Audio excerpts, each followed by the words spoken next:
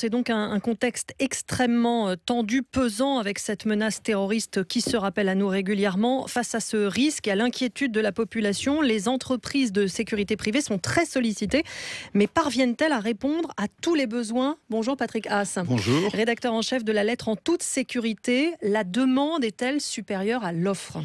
Alors, il faut savoir que la profession de la sécurité privée vit une époque vraiment historique. Elle n'a jamais été autant sollicitée de toute son histoire. Et il faut dire que jusqu'à présent, elle répond effectivement à la demande.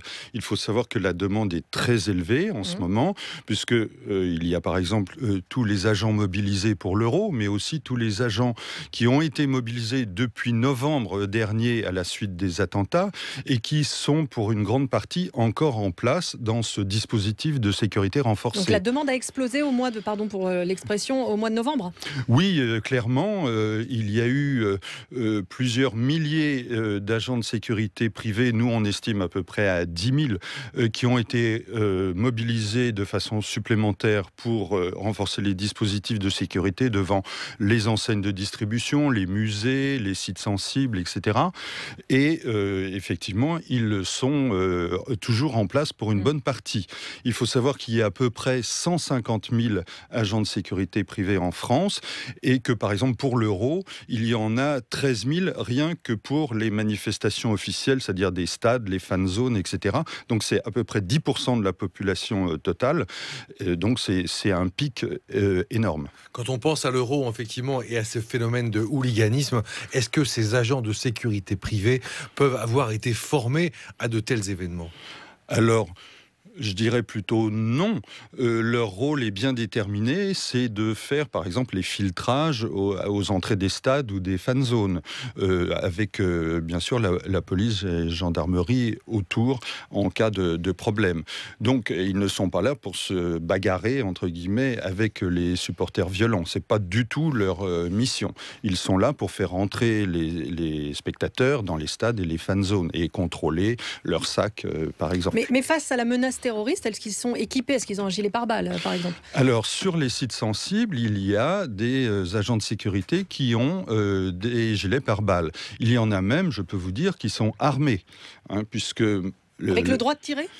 Alors oui. En fait, c'est exactement comme les transporteurs de fonds. Ce sont des agents de sécurité privée. Les transporteurs de fonds, ils sont armés, ils ont une formation pour ça et ils peuvent tirer. Et ça a été le cas dans le passé quand il y a eu des attaques de transport de fonds.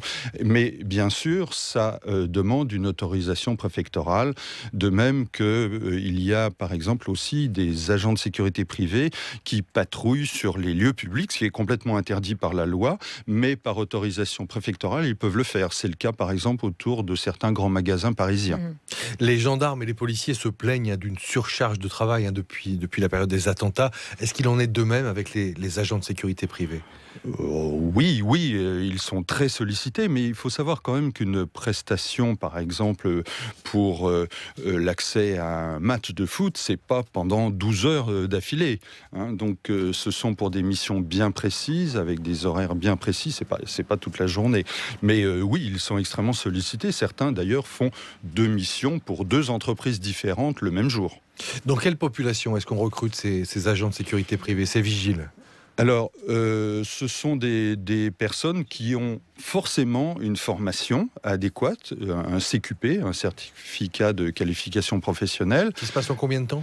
Alors, c'est 172 heures de mémoire, et donc on ne peut pas exercer si on n'a pas cette formation. Donc, on ne peut pas s'improviser agent de sécurité du jour au lendemain.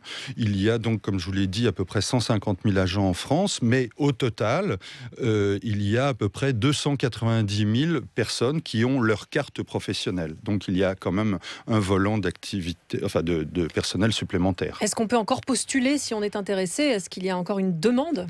Ah oui, il y a une demande, mais simplement, il faut passer d'abord des examens et subir une formation.